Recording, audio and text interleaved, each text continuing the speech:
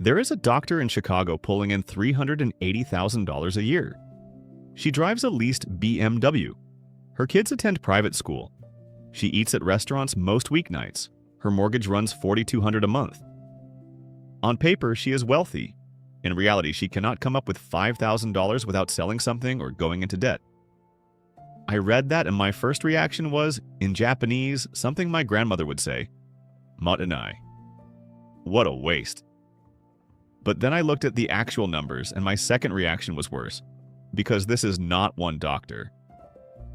According to a 2025 Goldman Sachs retirement report, 41% of Americans earning between $300,000 and $500,000 live paycheck to paycheck.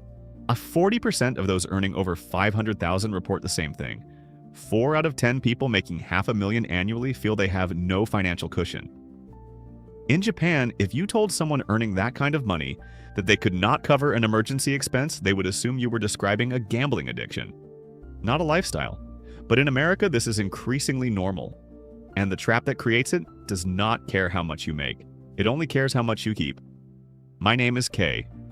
I grew up in a country where saving was considered default behavior and visible spending was considered a little suspicious. Then I moved to America and discovered an entire economy designed to make sure you spend everything you earn regardless of how much that is. I am here to explain how the high-income poverty trap works, why Japanese culture accidentally protects against it, and how to know if you are already caught. Subscribe if you want financial advice that has been tested across 2 very different money cultures, and like if this changes how you see your own income. Let me start with the part that confused me the most when I first encountered American financial culture: the assumption that income solves financial problems. Hit 6 figures and the stress disappears. Pass 200,000 and you are set. Cross 500,000 and money becomes irrelevant. The data tells a completely different story. What researchers call the high-income poverty trap works like this. People earn more, spend more, save the same percentage of nothing, and wake up at 55 wondering where 3 decades of high income actually went. The trap is invisible because each individual spending decision feels rational. The $15 lunch becomes a $25 lunch. The Honda becomes a BMW. The adequate apartment becomes a house with a guest room nobody uses. Each upgrade makes sense in isolation. Together they consume the entire raise before the first bigger paycheck even clears. In Japan we have a phrase for this, "Mi no take ni ayu." It roughly translates to living in proportion to your standing, not your aspirations, not your income bracket, not what your colleagues drive. Your actual standing, meaning what you can sustain without stress. A Japanese salaryman earning the equivalent of $80,000, who saves 20% is living mino take niao.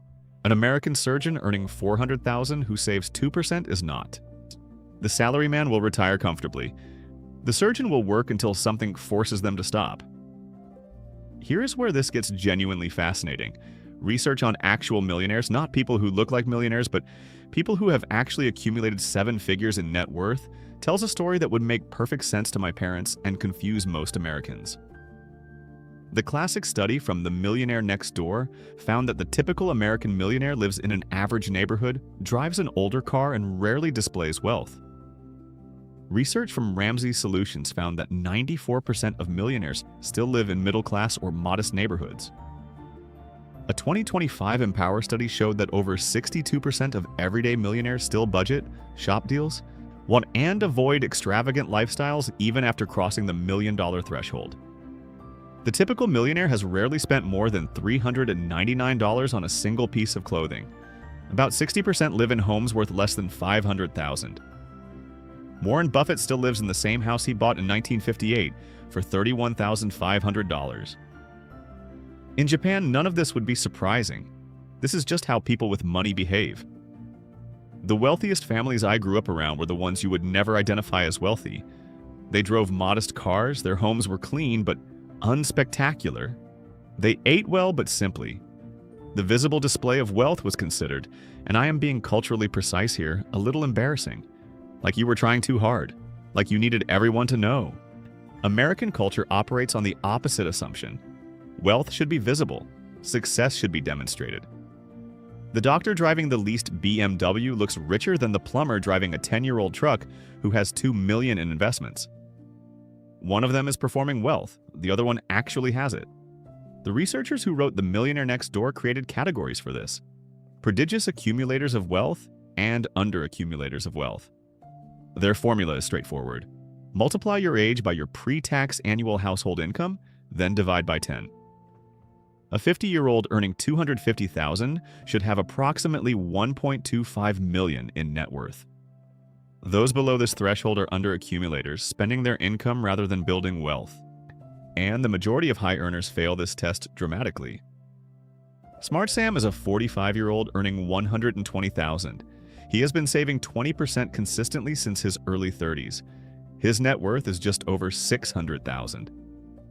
He drives a Honda Civic that is paid off. His apartment has one bedroom more than he needs, which he uses as a home office. He checks his investment account quarterly with mild satisfaction. He is on track to be a millionaire by 53 without ever earning a glamorous salary. Broke Brian is a 45-year-old earning $230,000. He should be further ahead than Smart Sam by any reasonable measure. Instead, his net worth is around $200,000 because his $4,000 mortgage, his leased Audi, his wife's leased SUV, private school tuition for 2 kids, and a country club membership consume almost every dollar. Brian checks his bank balance with a knot in his stomach. He earns nearly twice what Sam makes and has roughly a third of the financial security. If you showed these 2 bank accounts to my mother in Japan, she would immediately know which person was in trouble, and it would not be the one earning less. The psychology that drives this is something researchers call the hedonic treadmill. The Charles Schwab 2025 Modern Wealth Survey found that Americans believe you need $2.3 million to be considered wealthy. They believe you need $839,000 just to feel financially comfortable. Meanwhile, the median net worth of American households is approximately $193,000. The gap between what people think they need and what they actually have is enormous. And here's the part that keeps the trap locked. When someone achieves a net worth of $500,000, they look up to see that comfortable now requires $839,000. They reach $1 million and discover that wealthy now means $2.3 million. No amount ever feels like enough because the definition of enough keeps changing.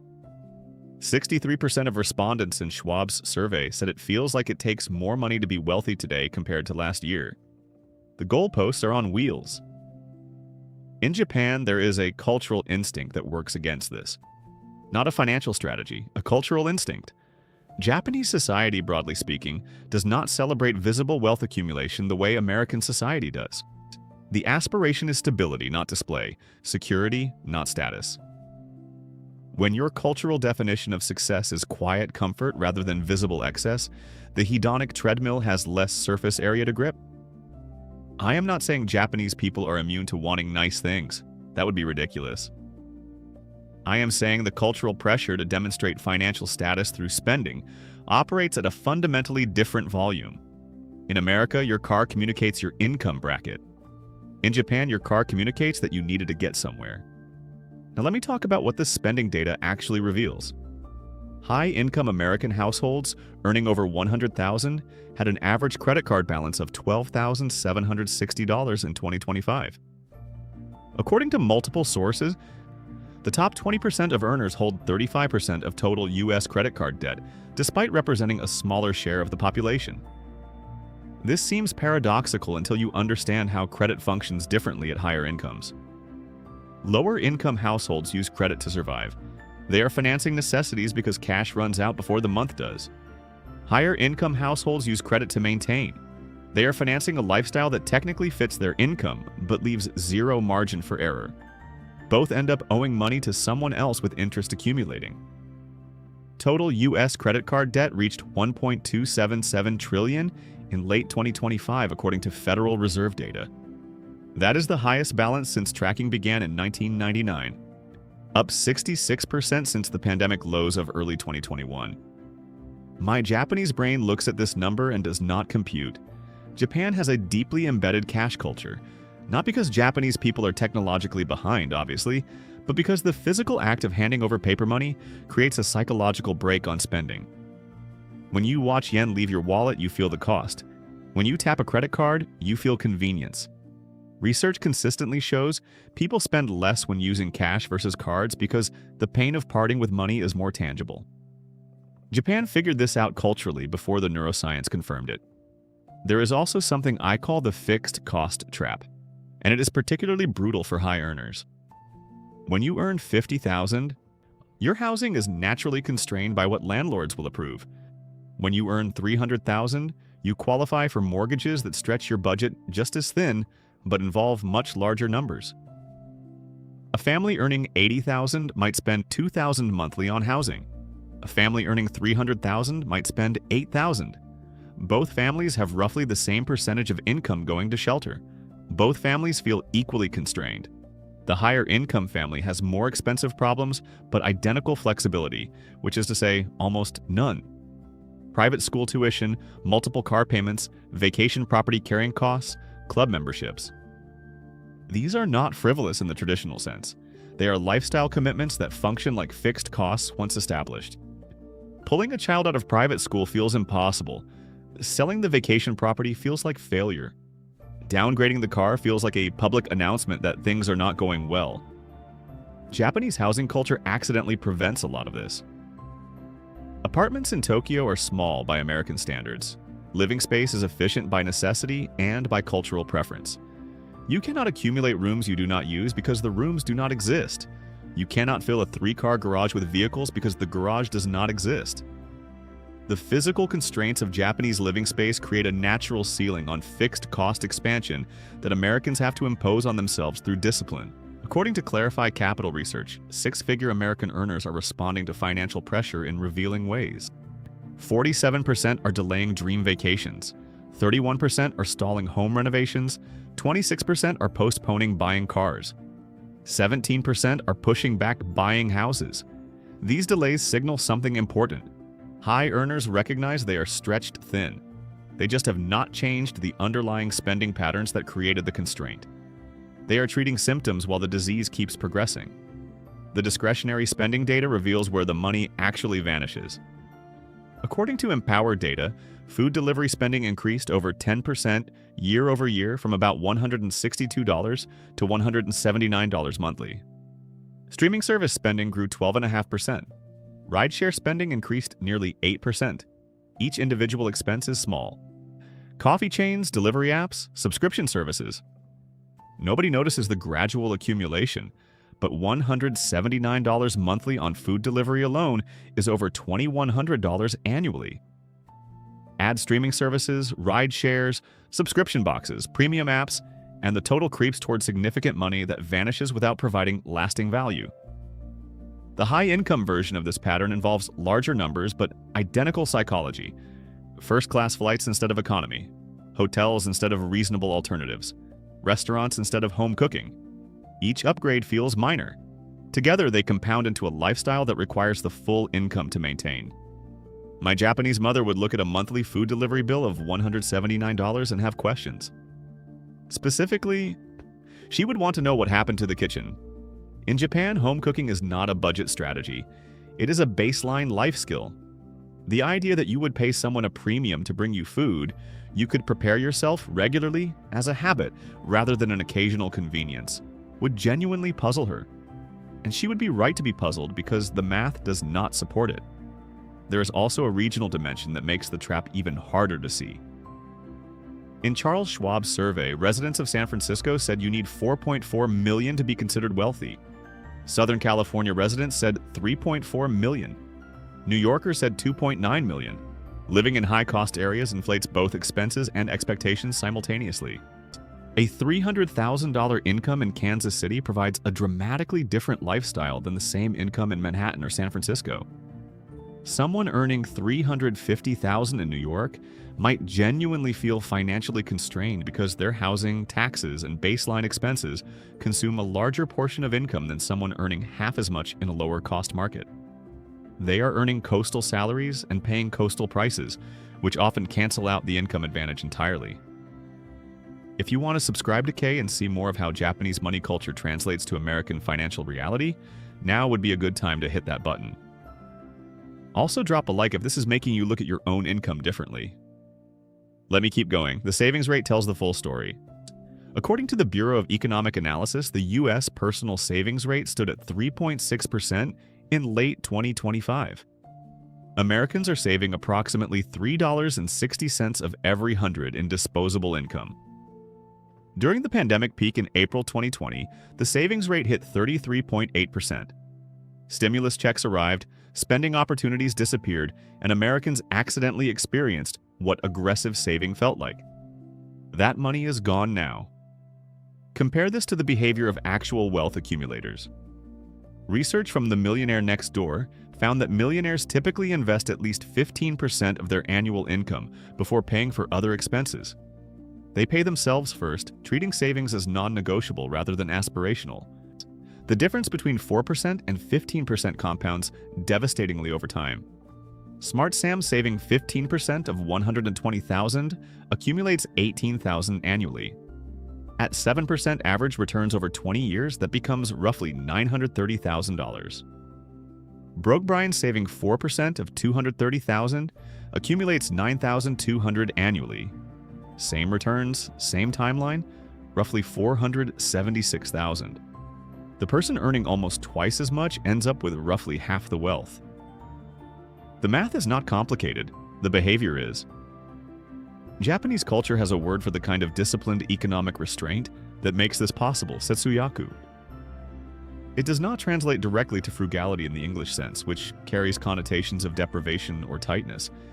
Setsuyaku is more like deliberate moderation, intentional efficiency. The idea that managing resources carefully is a skill worth practicing, not a hardship to endure. My grandmother practiced setsuyaku not because she was poor. She practiced it because she considered wastefulness a character flaw regardless of how much money was available. The contrast with actual millionaires becomes even more stark when you look at the full picture. Research consistently shows that 79% of millionaires are self-made, receiving no inheritance. Only 31% averaged $100,000 or more annually over their careers. Many built wealth on modest incomes through consistent behavior over long periods. 73% of millionaires never carried a credit card balance. They understood that compound interest works for you or against you, and they chose to stay on the right side of that equation. The average millionaire worked, saved, and invested for 28 years before crossing the $1 million threshold. The path was gradual and boring, not dramatic and sudden. This timeline matters because it shows what the high-income poverty trap actually costs. Someone earning $300,000 who saves nothing for 15 years has given up the most valuable compounding years.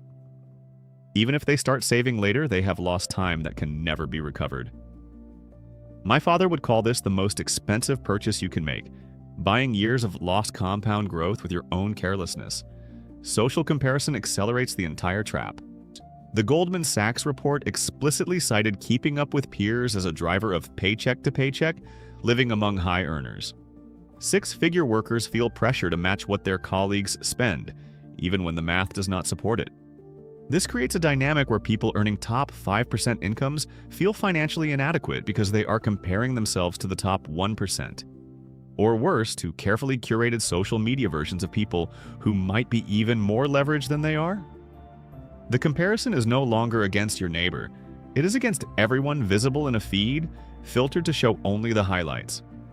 Growing up Japanese, then seeing American social media culture, is like watching someone sprint on a treadmill and wonder why they are not getting anywhere. The machine is designed to keep you running. The faster you go, the faster it goes. Japanese social norms historically discouraged visible displays of spending precisely because the community understood that comparison breeds dissatisfaction. When nobody is showing off, nobody feels behind. The escape from the high-income poverty trap requires one uncomfortable admission. More money was never the answer. What you do with the money always was. The doctor making $380,000 could save $100,000 annually if she chose to. She earns enough. She just spends enough to prevent it. Choosing differently means accepting that the BMW can be a Honda. That private school might not be necessary.